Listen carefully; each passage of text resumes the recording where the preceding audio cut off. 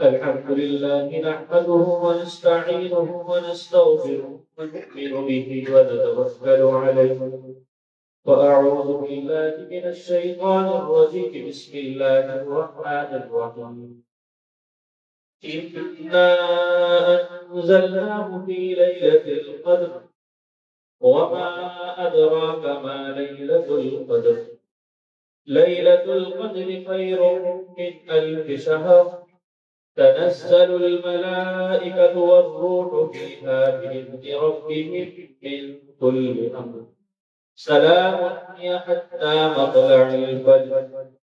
وقال النبي صلى الله عليه وسلم خيركم من تعلم القرآن وعلمه. وقال النبي صلى الله عليه وسلم الكيس من دان نفسه وعمل لما بعد الموت والعاجز من أتبع نفسه هواها وتمنى على الله أو كما قال عليه الصلاة والسلام. میرے واجب المحترم طلبہ اساتذہ اور مدرسۃ البنات کی معلمات اور وہاں کی بچیاں اور اس گھر کے رہنے والے تمام لوگ السلام علیکم ورحمۃ اللہ وبرکاتہ. عزیز ساتھیوں، آج میری دل کی جو خوشی ہوتی ہے نا اس کا ایک عجیب سا عالم ہے. وجہ یہ ہے کہ جس طریقے سے آپ سارے کے سارے طالب علم ہیں، کوئی مکتب میں قاعدہ پڑھ رہا ہے، کوئی قرآن کریم پڑھ رہا ہے، کوئی حفظ کر رہا ہے، تو میں بھی آپ کے اندر کا ایک طالب علم ہوں. بس اللہ نے توفیق عطا فرمائی کہ اپنے اساتذہ کے ساتھ جڑے رہے اور پڑھتے رہے. اللہ نے آج اس قابل کیا کہ جو اساتذہ سے باتیں سنی ہیں وہ آپ کے سامنے میں رکھا. عزیز طلبہ، ابھی آپ اس زندگی کے اندر ہیں اور جس چیز کو حاصل کرنا ہے اس کی قدر نہ کسی کے پاس ہے نہ ہو سکتی ہے. کیونکہ میرے عزیز ساتھیوں، اللہ تعالیٰ پاک ہے، اللہ کے رسول پاک ہے اور اللہ کی کتاب یعنی قرآن کریم پاک ہے. تو یہ پاک چیزوں کی قدر ہم انسان یا اس دنیا میں بسنے والی کوئی چیز جو ناپاک ہے اور بنی ہوئی چیز ہے، وہ یخلقون، اس کو بنایا گیا ہے، وہ ایک پاک چیز کی قدر ناپاک چیز کیسے ادا کر سکتے؟ عزیز طلبہ، جیسے میں ہوں، آپ ہیں اور یہ قاری صاحب ہیں اور جو لوگ حفظ کر لیتے ہیں، عالم دین بن جاتے ہیں، ہمارا شکوہ دل کے اندر احساس کمتری جو شیطان پیدا کرتا ہے وہ اس طریقے سے پیدا کرتا ہے کہ جتنی تم نے محنت کی تھی دنیا والے اس کی قدر نہیں کر رہے. تو عزیز ساتھیوں، شیطان کو دور کرنے کا بہترین طریقہ ہے کہ انسان کی عقل ہے نا، وہ عقل کے ساتھ بھی سوچتا ہے.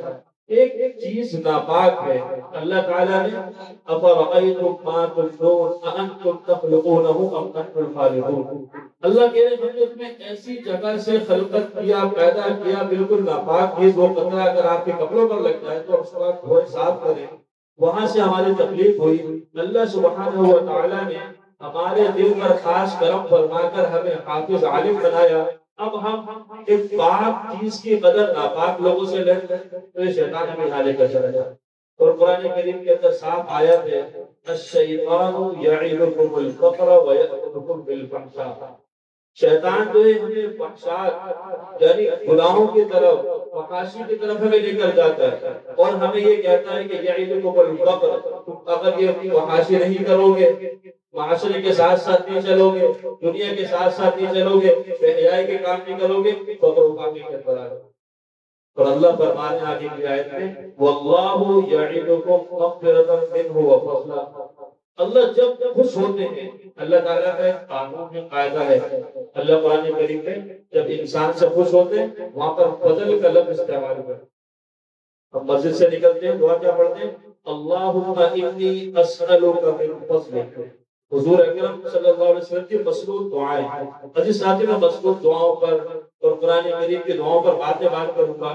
پہلے میں اس چیز پر بات کرتا ہوں کہ اللہ سبحانہ و تعالی نے جو آپ کو قاعدہ پڑھنے کی توفیق دی، اللہ سبحانہ و تعالی نے جو آپ کو قرآن کریم پڑھنے کی توفیق دی، اساتذہ اکرام کو قرآن کریم پڑھانے کی توفیق دی، یہ اللہ کا اتنا عظیم احسان ہے، اگر اس کو آدمی سوچتے سوچتے دنیا سے چلا جائے تو اس کا شکر ادا نہیں ہوگا۔ کیوں میرے عزیز ساتھیوں، ابھی قاری صاحب پوچھ رہے تھے کہ حضرت عمر رضی اللہ تعالیٰ کا لقب کیا ہے۔ عزیز ساتھیوں، حضرت عمر رضی اللہ تعالیٰ عنہ اسلام لانے سے پہلے ایسے عجیب آدمی تھے، دوسرے الفاظ میں ایسے جذباتی آدمی تھے کہ ان کے سامنے بات کرنا تو درکنار، ان کے سامنے جانا مشکل تھا۔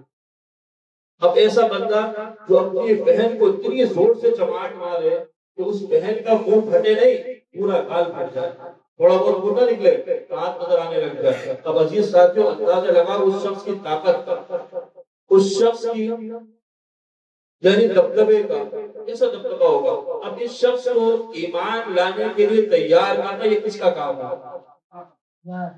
عزیز ساتھیوں، اللہ سبحانہ و تعالیٰ جب فرما رہے ہیں، جب ہم کسی کو چن لیتے ہیں اور اس کو راہ راست پہ لانے کے لیے جو ہے نا ہم اپنی طرف سے اس کے اوپر انعام کرنا چاہتے ہیں تو اس کے لیے اسباب پیدا کرتے ہیں۔ وہ اسباب اور سبب کیا تھے؟ ایک تو حضور اکرم صلی اللہ علیہ وسلم کا رات بھر دعائیں مانگنا کہ اے اللہ، یہ چھوٹی سی جماعت ہے، اگر آپ نے عمر بن حشام کو یا حضرت عمر رضی اللہ تعالیٰ کو ہدایت دے دی تو یہ جماعت باقی رہے گی اور لوگ بیت اللہ میں جا کر طواف کر لیں گے۔ اور دوسرا سبب اللہ نے جو دعا کے بعد بنایا وہ قرآن کریم کی تعلیم ہے۔ عزیز ساتھیوں، جب آپ قرآن کریم پڑھ رہے ہو، یہاں پر یہ اساتذہ آپ کو پڑھا رہے ہیں، اس قرآن کریم پڑھنے اور پڑھانے کی برکت سے اللہ سبحانہ و تعالیٰ کتنے فتنے دور کرتے ہیں اور باطل پر کہاں کہاں ضرب لگاتے ہیں اور کتنوں کو اللہ ہدایت دیتے ہیں، یہ میں اور آپ جان نہیں سکتے۔ اسی وجہ سے سورۃ الروم کے اندر اللہ تعالیٰ نے فرمایا غلبت الروم فی ادنی الارض، کہ حضور اکرم صلی اللہ علیہ وسلم غزوہ خندق کے موقع پر پیٹ میں پتھر بنے ہوئے کھانے کے لیے پیسے نہیں کہ کھانا لے کر آئے، لیکن غزوہ خندق میں کھڈا کھود رہے ہیں اور وہاں پر چنگاری نکلتی ہے اور فرماتے ہیں کہ روح فتح ہو، کیسر فتح ہو۔ وجہ کیا تھی؟ جب محنت عروج پر ہوتی ہے اور قرآن کریم کے آدمی تعلیم میں لگا رہتا ہے تو اللہ تعالیٰ اس کی برکت سے بڑے بڑے لوگوں کو ہدایت دیتا ہے۔ حضرت خباب رضی اللہ تعالیٰ، بیٹا باتیں نہیں کروں گے، حضرت خباب رضی اللہ تعالیٰ جب قاری صاحب گھر پر جا کے ٹیچر بنے، قرآن کریم پڑھاتے، حضور اکرم صلی اللہ علیہ وسلم کی مجلس میں آ کر بیٹھتے، اور عزیز ساتھیوں، اس قرآن کریم کے پڑھانے کے جرم میں ان کا یہ حال ہے کہ جب ان کی کمر کو دیکھا جاتا ہے، کمر سے کپڑا ہٹایا جاتا ہے تو گڑے تھے کہ بچے اس کے اوپر چڑھ جاتے ہیں، کبھی ان کو آگ پر لٹایا جاتا، کنگاروں پر لٹایا جاتا اور برف پہ رکھ دیا جاتا۔ اب اندازہ لگاؤ کہ ان کی فرماتے ہیں کہ خون اور چربی سے وہ آگ بجھتی تھی۔ اب تصور کریں یہ پاداش کس کی ہے؟ قرآن کریم کی تعلیم کیوں دے رہے ہو؟ قرآن کریم کی جو حقانیت ہے، فرقانیت، اس کو کیوں پھیلا رہے ہو؟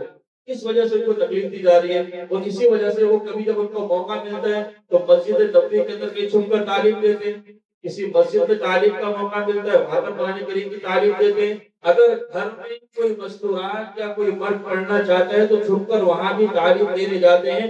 یہ اصل ہے قرآن کریم کے پڑھانے کی وجہ۔ اب ان کے گھر پہ قرآن کریم پڑھا رہے ہیں، حضرت عمر رضی اللہ تعالیٰ اپنے سارے سرداروں کے درمیان بیٹھے ہیں۔ اب کسی نے کہا عمر آج چاہتے ہیں کہ حضور اکرم صلی اللہ علیہ وسلم کو دنیا سے ختم کر دیا جائے، کون کرے گا؟ عمر نے ہاتھ اٹھا لے کروں گا، سب کہنے لگے شاباش، تم ہی کر سکتے تھے، کیا ان کو نہیں پتا کرا؟ ہاتھ میں تلوار لیے، عمر تلوار اپنی سوچ کر کہنے لگے نانا کہ اب میں نہیں چھوڑوں گا حضور اکرم صلی اللہ علیہ وسلم کا۔ چلے گئے، رستے میں جا رہے تھے، ایک صحابی ملے تو کہنے لگے کہاں جا رہے ہو عمر؟ کہنے لگے حضور اکرم صلی اللہ علیہ وسلم کے در پہ ہوں، ان کو ختم کرنا ہے۔ فرمانے لگے پہلے اپنے گھر کی حالت دیکھو جا کر، تمہاری بہن اور تمہارے بہنوئی مسلمان ہو گئے۔ یہ سننا تھا کہ ان کو ایسا غصہ آیا اور سیدھے اپنے گھر گئے، اور اس زمانے میں دروازے ہوتے نہیں تھے، کواڑ کھولی، اندر گئے تو حضرت خباب رضی اللہ تعالیٰ عنہ وہ فوراً چرپائی کے نیچے کسی جگہ پر جا کے چھپ گئے، کیونکہ ان کے اوپر ظلم و ستم بہت ہوا تھا، اور ان کو پتا تھا کہ حضرت عمر نے مجھے ایک چماٹا بھی مارا، میری کمر ایسی کمزور ہو گئی ہے کہ میں ختم ہو جاؤں گا۔ حضرت عمر نے پہلے اپنے بہنوئی کو مارا اور لٹایا، ان کو خوب مارتے رہے، تاڑی پکڑ کر مارتے رہے۔ جب بہن نے چھڑانے کی کوشش کی تو بہن کو اسی زور کا چماٹا مارا کہ بہن کا پورا گال کھا۔ اور جب عزیز صاحب جب آدمی کا غصہ ختم ہوتا ہے نا، جب اپنے کو دیکھتا ہے اس کے آنکھوں میں آنسو آتے ہیں۔ اب وہ کہنے لگے کہ بتاؤ کیا کر رہی تھی اپنے جان کی دشمن؟ کہنے لگے عمر ہم ایمان لے کر آ گئے، اگر ہمیں ایمان لانے پر اور قرآن کریم کے پڑھنے پر مارا جاتا ہے تو تو مار لے، ہمیں جان سے مار دے۔ عزیز ساتھیو، یہ ہوتا ہے ایمان۔ جب ایمان دل کے اندر گھر کرتا ہے، جب ایمان دل کے اندر گھر کرتا ہے اور قرآن کریم کی عظمت دل کے اندر گھر کرتی ہے، پھر بڑے سے بڑا ظلم بھی، آج بھی ہم نے دیکھا، ابھی تھوڑے دن پہلے دیکھا، بڑے سے بڑا ظلم بھی ایمان سے اور میرے عزیز ساتھیوں قرآن کریم سے دور نہیں کر سکتا۔ حضرت عمر 1400 سال پہلے کے، ابھی تھوڑے سے دن پہلے آپ دیکھ لیں 2 سال پہلے کہ ایمان والے کیسے جمے رہے پوری دنیا کے مقابلے۔ تو عزیز ساتھیوں، محنت کس چیز کی کرنی ہے؟ ہم پڑھانے والے بھی، پڑھنے والے بھی، کہ ہمارے دل میں قرآن کریم کی عظمت ہو، قرآن ایمان کی عظمت ہو۔ پھر عزیز ساتھیوں ہوا کیا؟ حضرت عمر رضی اللہ تعالیٰ نے فرمایا کہ چلو مجھے بھی لے چلو، میں بھی حضور اکرم صلی اللہ علیہ وسلم کی خدمت میں چلتا ہوں، ایمان لے کر آؤں گا۔ اب جب حضرت خباب کے ساتھ حضرت عمر جانے لگے تو تمام صحابی نے دیکھا کہ عمر آ رہے ہیں، ان کے ارادے میں ٹھیک نہیں لگتے، ہم سارے کے سارے تیار ہو جاتے ہیں اور ان کو مارتے ہیں۔ اللہ کے نبی نے فرمایا کہ رہنے دو، عمر کو قریب آتا۔ عمر کے دل کی کیفیت چینج ہے، ان کو بلایا، حضرت عمر نے تلوار رکھی اور فوراً فرمایا کہ اشہد ان لا الہ الا اللہ۔ اللہ کے نبی بھیجے اور مسلمان ہونا چاہتا۔ وجہ کیا تھی؟ ایک جو دعا تھی، دوسرا اللہ کا چناؤ تھا، تیسرا قرآن کریم کی محنت تھی۔ جو آیت تھی اننی انا اللہ، کہ میں ہی تھی، تو آیت پڑھ لیتے۔ حضرت خباب رضی اللہ تعالیٰ جو آیت پڑھا رہے تھے، ان کی بہن جو آیت پڑھ رہی تھی اس کے اندر تھا کہ اننی انا اللہ، میں اللہ ہوں۔ طاقت کا سرچشمہ وہ اللہ کی ذات ہے، قدرت کا سرچشمہ وہ اللہ کی ذات ہے، وہ حضرت عمر نہیں ہے۔ تو وہ فوراً اندر کی چیز تبدیل ہوئی اور جا کر ایمان لے کر آئے۔ تو عزیز ساتھیوں، جو ساتھی بھی ابھی قرآن کریم پڑھانے میں لگا ہوا ہے یا پڑھنے میں لگا ہوا ہے، وہ اپنے آپ کو کمزور نہ سمجھے، یہ سمجھے کہ باطل کی طاقت کو توڑنے کا بہترین علاج یہ ہے کہ قرآن کریم پر عمل کیا جائے۔ اب میرا عزیز ساتھیوں، دنیا کے اندر اپنی زندگی تبدیل کرنے کی 2 چیزیں ہیں۔ حضور اکرم صلی اللہ علیہ وسلم نے فرمایا کہ میں تو جا رہا ہوں لیکن 2 چیزیں چھوڑ کر جا رہا ہوں، ایک جو ہے قرآن کریم اور دوسرا میرے خلفائے راشدین کی سنت، یعنی صحابہ کا طرز طریقہ۔ اور نبیوں کی زندگی کو ہم دیکھیں اور قرآن کریم کی زندگی دیکھیں تو اس کے اندر ہر نبی محنت کرنے کے بعد وہ دعا مانگنے میں کوئی کمی نہیں چھوڑتے۔ حضرت موسیٰ علیہ السلام کی ساری زندگی لے لیں، حضرت موسیٰ علیہ السلام جن کا پیدا ہونا ہی فرعون کو ناگوار تھا، جیسے آج کے زمانے میں کہ جو بڑے بڑے کافر ہیں ان کا مدرسہ بنانا یا مدرسے کی تعلیم دینا یا قرآن کریم کو سمجھنا ان کی ناگواری ہوتی ہے اور ان کو الٹے سیدھے القاب دے کر ان کو کم ہمت کیا جاتا ہے۔ تو اسی طریقے سے میرے عزیز ساتھیوں، اس زمانے کا جو فرعون تھا جس کا لقب تھا، جس نے خود کہا تھا کہ انا ربکم الاعلی، کہ خدا تو بہت سارے ہیں، سب سے بڑا خدا میں ہوں جو میں بھی اللہ تعالیٰ کو کھلاتا ہوں۔ اور عزیز طلبہ، یہ جو باطل لوگ ہوتے ہیں نا، جو قرآن کریم کو اور اللہ کی دعوت کو اور اللہ کی طرف رجوع کرنے کو ختم کرنا چاہتے ہیں، پہلے وہ طاقت کا استعمال کرتے ہیں، جب طاقت کے استعمال سے بعد آ جاتے ہیں پھر استہزاء، مذاق، اس پہ ٹونٹ کرنا اور ان کو تنگ کرنا تاکہ وہ اپنے کام سے بیٹھ جائیں۔ فرعون نے کیا کہا تھا؟ یا حامان، اے حامان ایک کام کرو کہ میرے لیے تم ایک ایسی سیڑھی بناؤ کہ اطلعوا الی الہ موسیٰ، تاکہ میں آسمان پہ سیڑھی لگا کر دیکھوں کہ موسیٰ کا رب کیا کر رہا ہے۔ اب سوچیں کہ آسمان پہ سیڑھی لگ سکتی ہے، بھلے کوئی کتنے خدائی کے دعوے کرے لیکن آسمان پہ سیڑھی نہیں لگا سکتا۔ تو وہ اس طریقے سے پہلے اس نے اپنے طاقت کا استعمال کیا، بچوں کو ذبح کروایا، پھر کرنے کے بعد بچے نہ پیدا ہو تو اللہ تعالیٰ نے اس کے گھر کے اندر ہی ایسے بچے کی پرورش کی کہ وہ خود حیران تھا۔ اب جب موسیٰ علیہ السلام کی اللہ تعالیٰ نے ساری پرورش کر دی اور وہ دعوت دینے کے مقابلے پر آ گئے، اب وہ استہزاء کرنے لگے۔ اور میرے عزیز ساتھیوں، موسیٰ علیہ السلام، اب آپ کے ذہن میں ایک بات اور آئے گی، جب انسان دنیا کی تعلیم کو تھوڑا سا پیچھے کر کے، دنیا کی تعلیم حاصل کرنا کوئی خراب بات نہیں ہے، لیکن دنیا کی تعلیم کو جو تھوڑا سا پیچھے کر کے دینی تعلیم میں لگتا ہے تو ہر طرف سے یہ تعانے ملتے ہیں آپ کو کہ بھئی تمہارا فیوچر کیا ہوگا، اب تم کہاں سے کھاؤ گے، اب تم کیا کرو گے۔ یہ ساری باتیں اس کے خاندان والے بھی کرتے ہیں، اور یہ وہ ساری باتیں ایک انسان کے دل میں بھی آتی ہیں۔ اب ہم نبی کے طرز طریقہ دیکھیں، جن کو صرف اللہ کا حکم یہ ہے کہ آپ میری طرف لوگوں کو بلاتے رہیں، اپنے ہوں یا آپ ہیں، ہم سب کی جو محنت ہے اس محنت کا منبع اور مرجع یہ ہے کہ اپنا گھر ہو، اپنی گاڑی ہو، اپنا مکان ہو، اپنے بیوی بچے ہوں، اس سے آگے ہمارا ذہن نہیں چلتا اور نہ دنیا کے کسی انسان کا ذہن چل سکتا ہے۔ نبی جو ہوتے ہیں وہ اس سے آگے کی بات بتاتے ہیں، قرآن کریم جو ہے وہ اس سے آگے کی بات بتاتا ہے کہ آنکھ بند ہونے کے بعد قبر میں کیا چیز کام آئے گی، قبر کے بعد پلسرات میں کیا چیز قائم آئے گی، پلسرات کے بعد آگے جا کے حضور صلی اللہ علیہ وسلم سے ملاقات ہے، جنت جہنم ہے، اس کی بھی تیاری کرنی ہے۔ تو یہ جو دنیا میں جب دینی تعلیم حاصل کرنے کے لیے کوئی شخص قدم اٹھاتا ہے تو اس کے اپنے دل کے اندر بھی یہ خیال ہوتا ہے کہ اگر میں مکمل دینی تعلیم حاصل کروں گا اور دنیا کی تعلیم کو تھوڑی دیر کے لیے روک دوں گا، بعد میں پڑھوں گا، تو اس کو یہ ذہن میں باتیں آتی ہیں یا پھر میری شادی کیسے ہوگا، میرا گھر کیسے بنے گا، میرا کاروبار کیسے ہوگا۔ تو موسیٰ علیہ السلام جو اکیلے تنہا تھے اور ان کا جو مخالف فرعون تھا جس کے پاس ہر قسم کی صلاحیتیں موجود تھی، اس نے کیا کہا کہ موسیٰ اب جو ہے نا تم ہمارے در کے بھکاری بنو گے اور ہم تمہیں ملک بدر کر دیں گے، ہم تمہیں اپنے ملک سے نکال دیں گے۔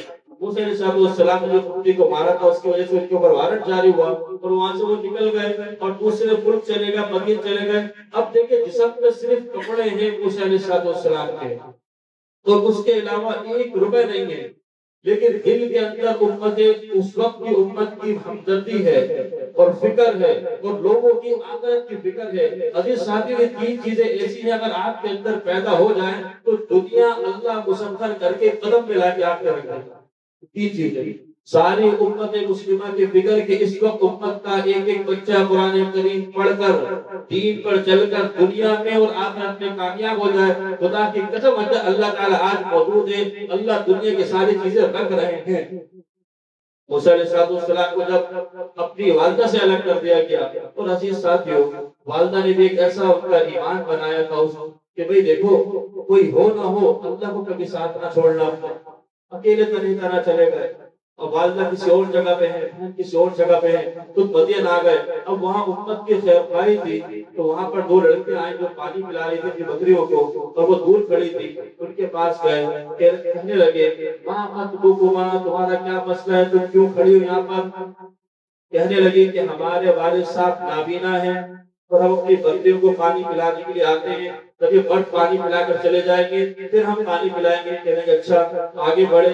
ایک نبی میں 40 جوانوں کی طاقت ہوتی ہے، جس ڈول کو 40 بندے نکالتے تھے اکیلے گئے اور نکالا اور بکریوں کے سامنے لا کے رکھا اور بکریوں نے پانی پیا اور وہ لڑکیاں دونوں پہلے چلی گئی اپنے گھر شام ہونے سے پہلے۔ والد صاحب نابینا تھے شعیب علیہ السلام، کہنے لگے کہ تم لوگ پہلے لیٹ آتی تھی آج اتنی جلدی کیسے آ گیا؟ تو ان بچوں نے جا کے بتایا کہ والد صاحب ایک ایسا نوجوان آیا ہے ہمارے شہر میں، ملک میں، قوی امین، امانت دار اعلی درجے کا ہے اور قوی اتنا ہے کہ اس کے اندر 40 بندوں کی طاقت ہے۔ موسیٰ علیہ السلام کو شعیب علیہ السلام نے پھر پہلے 2 لڑکیاں آئی تھیں، پھر ایک لڑکی کو بھیجا کہ جاؤ اس کو بلا کر لے کر آؤ۔ امتحان بھی اندر کا کہ اس کے اندر دنیا کی محبت تو نہیں، اس کے اندر خواہشات نفسانی تو نہیں، یہ واقعتاً نبی ہے یا پھر نبی ہونے کا جھوٹا ڈھونگ مچاتا ہے۔ ایک لڑکی کو بھیجا، جب لڑکی تنہائی میں بلانے کے لیے آئی اور ساتھ ساتھ چلتے رہے۔ عزیز ساتھیوں، اس دور میں جب بکریوں کو پانی پلایا اور وہ لڑکیاں چلی گئی، موسیٰ علیہ السلام نے دیکھا کہ اب وقت جو ہے نا سورج کے غروب ہونے کا وقت ہے، وہ ایک درخت کے نیچے لیٹے اور دعا مانگ رہے۔ بے سر و سامانی کے عالم میں دعا یہ اللہ کو بہت محبوب ہے۔ اور عزیز ساتھیوں ایسی دعا مانگی آج بھی اس دعا کی اصلیت اپنی جگہ پر موجود ہے۔ اگر کوئی شخص اس دعا کو حقیقت سے پڑھے تو دنیا کی ساری چیزیں اس کے پاس آ جائیں۔ اور نبی کو دیکھیں، نبی محنت اتنے اعلیٰ درجے کی کر رہے ہیں کہ فرعون سے ٹکر لی بھی ہے اور اس کے باوجود بھی ساری محنت ہے، بکریوں کو پانی پلانا بھی ہے، اپنے ہاتھ سے محنت بھی کر رہے ہیں اور اپنے ہاتھ کو فقیر اور محتاج سمجھ۔ دعا یہ نہیں مانگی کہ یا اللہ میں بہت بڑا کام کر رہا ہوں، میرا یہ چل رہا ہے، میں یہ کرنے والا ہوں، میں لوگوں کو ہدایت دینا، نہیں، کہنے لگے رب انی لما انزلت الی من خیر فقیر۔ عزیز ساتھی سے محبت ہے، رب انی، اے میرے پیارے رب، رب کہتے ہیں پالنے والے کو، اس مطلب اپنے ابو کو کہتا ہے میرے پیارے بابا، سارے کاموں کو کرنے والے، مجھے کپڑے دلانے والے، مجھے جوتے دلانے والے، مجھے گھر پہ رکھنے والے، یعنی اپنے سائے کے نیچے رکھنے والے۔